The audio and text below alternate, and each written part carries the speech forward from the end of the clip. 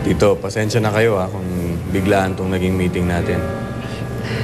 Hindi ko nga in-expect na kukonta ka sa akin, Leo.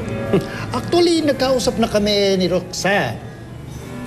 Yun na nga alam ko kasi na ililid kayo ng asawa ko para makilala niya yung judge na hahawak dun sa kaso ni Seni.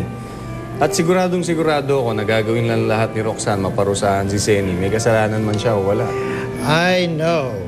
Pero alam mo bang ipinaliwanag ko na yan kay Roxanne para maunawaan niya lahat.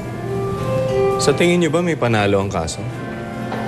Well, hindi natin malalaman yan hanggang hindi nalalatag ang mga ebidensya. But don't worry. Magiging fair ang judge na hahawak ng kasong yan.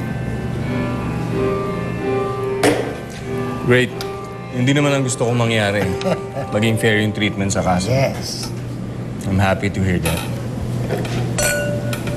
Anything to eat? Alam kong hindi na mapapatawad si Inay. Nakikiusap po ako sa inyo. Huwag niyo ho siyang ilayo sa akin. Ma'am Roxanne, nakikiusap po ako sa inyo na iurong niyo na ho yung kaso. You know that I won't do that. Kaya umalis ka na. Bago pa ako magpatawag ng gwardya. Ma'am Roxanne,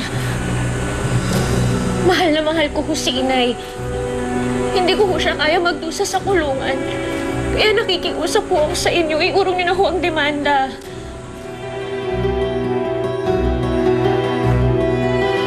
Awa niyo na. Iurong niyo na ho yung kaso kay Inay. Ma'am Roxanne, handa akong gawin ang lahat! Papayag ako.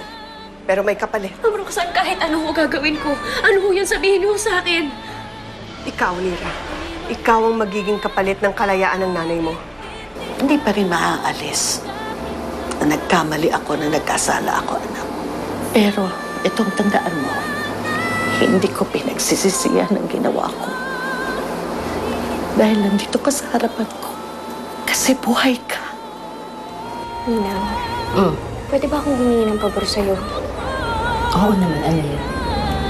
Alagaan mo si Inay. Ikaw nang bahala kay Inay. Bakit? Kaya tama lang na makuha ko si Lira. Dahil yun ang ginawa niya sa akin. Mas mahalaga po sa akin ang kapakanan ng nanay ko kaysa sarili kong kalayaan.